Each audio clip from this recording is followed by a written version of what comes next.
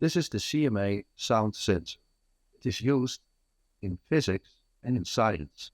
It is used to measure frequency, sound level, and oscillations. You can use it in class to measure fast changing oscillations or frequencies.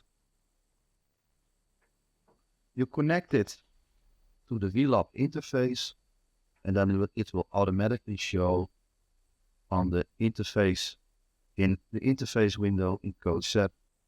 I will do an experiment using the sound sensor. I take a tuning fork. This has a frequency of 440 Hertz.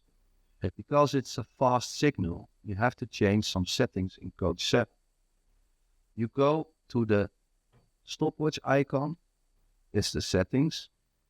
If you open it, set the measuring time to 0.1 seconds, set the measuring frequency to 40,000 Hertz. Then you go to triggering, set the triggering to up, add to 1 or 2 pascals. And then you're done, click OK. We start the measurement. We press the play button for starting measurement. Code Saver will wait until the trigger condition has been met.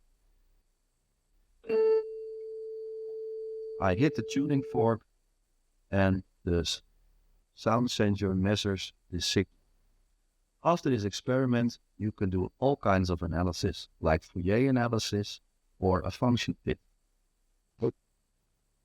The sound sensor is suitable for higher education on middle school, for physics and science. It will help students understand the physics of sound.